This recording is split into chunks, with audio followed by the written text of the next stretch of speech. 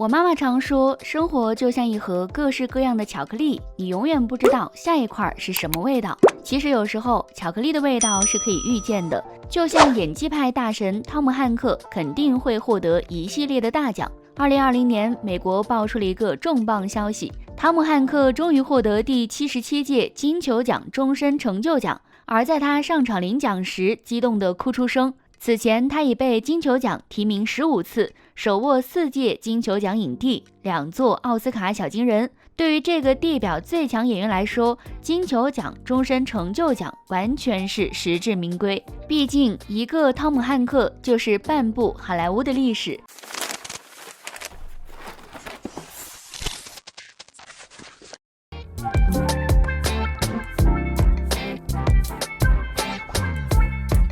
1994年被誉为电影黄金年，既有深刻探讨人性的刺激1995，也有环形叙事神作黑色追击令，还有朦胧伤感的终极追杀令。关于那一年的最佳影片，各方粉丝至今仍在争论，但对于最佳男主角，影评界几乎没有质疑。凭借着阿甘这个角色，汤姆汉克成为影史上第2位蝉联奥斯卡影帝的男演员。他所饰演的阿甘智力稍低，但又在某些方面天赋过人。为了表现出阿甘的迟钝，他特意缓慢地说出台词，比如最简单的 OK， 正常说出来都很干脆，但他讲出来就像是绕了远路。而在总统接见阿甘的那场戏中，总统询问他伤口在哪儿，他回答说在屁股上，结果总统打趣道，那一定是个奇观，我倒想瞧一瞧。阿甘先是迷离疑惑，然后直接退下了裤子，让总统观看。那种傻直劲通过他的眼神完美的表达出来，从此被公认为演技派大神。而在此之前，他就已经创造了多部经典。1984年，他主演的《美人鱼》上映，那时的人鱼恋还很新鲜，影片中纯真唯美的爱情感动了无数观众，口碑就如同美人鱼跳入水中一样惊艳，汉克因此走红。而在1993年，他在同一个年份留下了2部经典，《西雅图夜未眠》如同万千萤火飞舞，直接为整座城市披上了浪漫的外纱，引燃了世界各个角落的人们对爱情的向往，光亮至今不灭。而在另一部影片《费城故事》中，他扮演一名原本有大好前途的律师，但当老板发现他是同性恋且染上艾滋病后，立刻找个原因解雇了他。在生命的最后章节，他为了尊严，勇敢地在法庭上答辩，最终获得了胜利。紧跟现实的题材，惟妙惟肖的表演，使他首次获得了奥斯卡最佳男主角。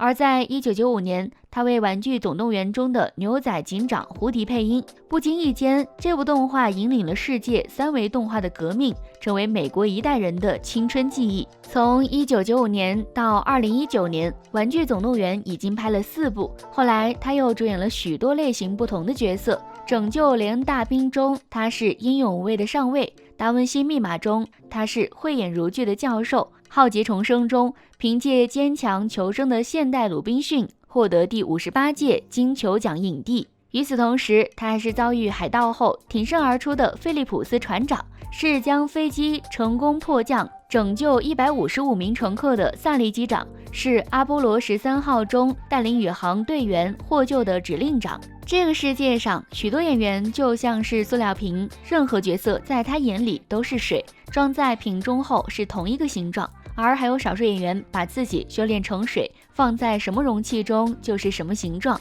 汤姆汉克显然属于后者。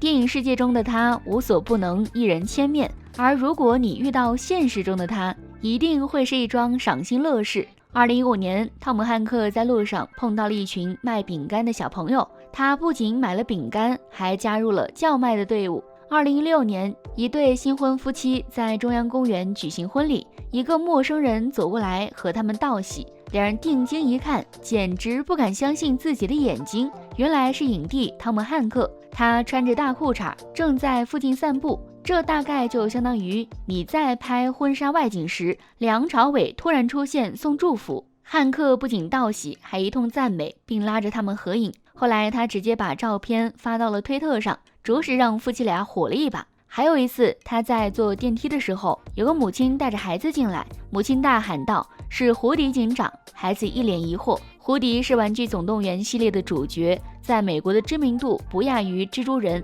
母亲对孩子说，动画角色都是配音的，但孩子根本听不懂。于是汤姆汉克出手了，他先是让孩子闭上眼睛，然后急促地说出了胡迪的台词，一下子把小孩惊讶地张大了嘴巴。而在艾伦秀的节目中，他和主持人聊起了一部关于圣诞的经典动画。当动画开始的时候，孩子们总是在滑冰。讲到这里，他站了起来，邀请主持人一起在现场表演滑冰、转弯、急冲、双人旋舞。最后他一个踉跄摔倒在了沙发上，毫无巨星包袱的样子引来台下阵阵尖叫。宣传电影时，他即兴与女主持跳起了舞，舞姿相当妖娆。参加记者会时，他正襟危坐，故作严肃，偷偷摸摸把 iPad 放进了衣中。获得艾美奖之后，他居然用胶带把奖杯粘在了汽车的引擎盖上，显摆起来，还得意地在推特上炫耀：“那几天出行，我好威风啊！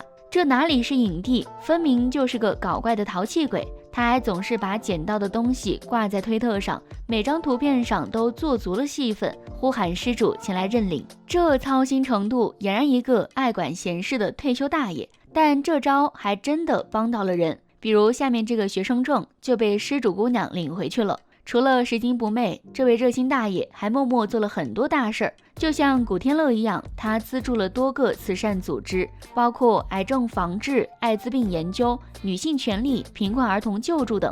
据统计，这些慈善组织已经达到了32个。2016年，奥巴马为他颁发了总统自由勋章，以表彰他在慈善方面的贡献。那场面神还原了当年的《阿甘正传》。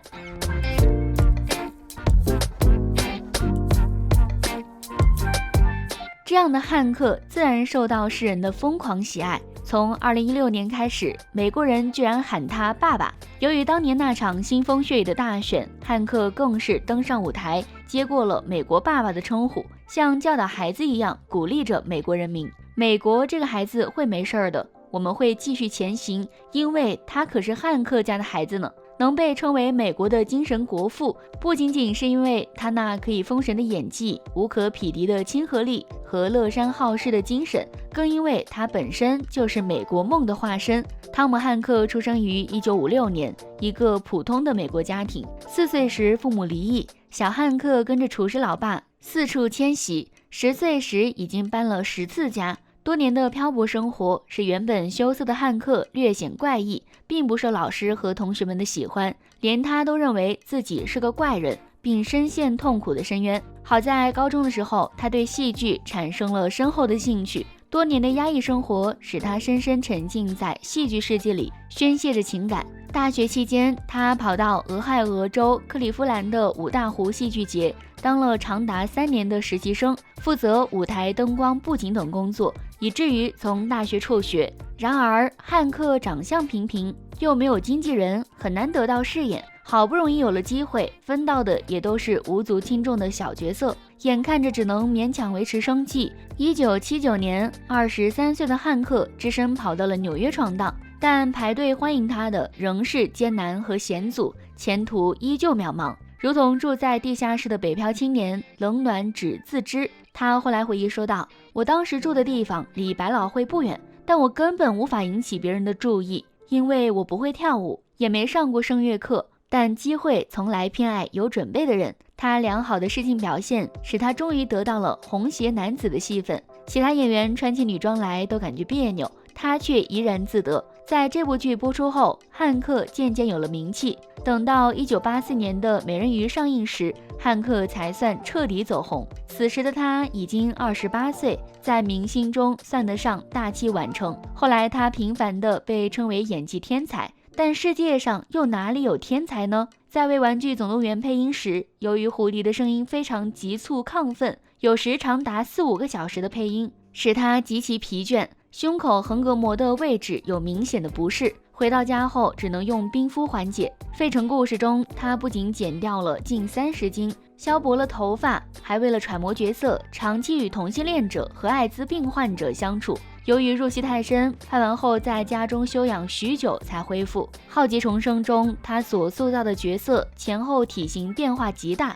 他先是增重46斤，拍到一半后角色变瘦，他又减了50斤。光看这些数字就能吓倒不少人。《浩劫重生》前后对比，如果事先不说，你会觉得是同一个人吗？而在主演抢救雷恩大兵时，他更是舍命相陪。每天接受魔鬼式训练，睡在寒冷的帐篷里，只有3个小时的觉，醒来后又匍匐在泥水里。汤姆汉克说，观众对我的认可就好比自己打造的一张大床，我往上一躺，完全舒服。世间哪有天才？那些被称为天才的人，不过是用心甚至用命在做好一件事罢了。